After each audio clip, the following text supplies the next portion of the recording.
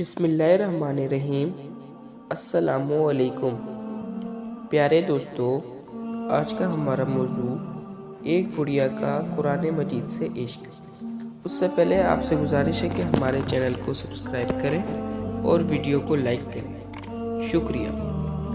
حضرت امام عبداللہ ابن مبارک رحمۃ اللہ علیہ جو فوقیہ اور اکابر صوفیہ میں سے ہیں، وہ ایک مرتبہ حج کو گئے۔ حج کے بعد کسی جگہ جا رہے تھے، راستے میں ایک جگہ محسوس ہوا کہ کوئی چیز کپڑے میں لپٹی ہوئی ہے۔ قریب جا کر دیکھا تو محسوس ہوا کہ کوئی انسان ہے۔ انہوں نے سلام کیا تو کپڑے کے اندر سے ایک بوڑھی عورت نے جواب دیا۔ امام صاحب نے اس سے مختلف سوالات کیے تو آپ کی حیرت کی انتہا نہ رہی جب اس نے ہر سوال کے جواب میں قرآنی آیات پڑھی۔ امام صاحب نے پوچھا کہ تم یہاں کیا کر رہی ہو؟ وہ کہنے لگی، جس کو اللہ تعالیٰ گمراہ کر دے اس کا کوئی رہنما نہیں۔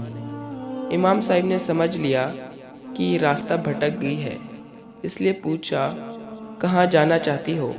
اس عورت نے قرآنی آیات پڑھی، پاک ہے وہ ذات جس نے اپنے بندے کو رات کے وقت مسجد حرام سے مسجد اقصی تک سیر کرائی۔ آپ سمجھ گئے یہ مکہ سے بیت المقدس جا رہی ہے اور راستہ بھٹک گئی ہے۔ عبداللہ ابن مبارک رحمۃ اللہ علیہ نے پوچھا کہ کتنے دن سے یہاں بیٹھی ہو؟ کہنے لگی، پورے 3 دن سے۔ آپ نے پوچھا، کیا کچھ کھاؤ گی؟ کہنے لگی کہ میرا روزہ ہے۔ حضرت ابن مبارک رحمۃ اللہ علیہ فرماتے ہیں کہ میں راستے میں ترنم سے شعر پڑھنے لگا تو اس بڑھیا نے کہا، قرآن میں سے جو ہو سکے پڑھو۔ اس طرح جتنے سوالات حضرت عبداللہ ابن مبارک رحمۃ اللہ علیہ نے کیے، وہ عورت ہر سوال کا جواب قرآن کی آیت ہی سے دیتی۔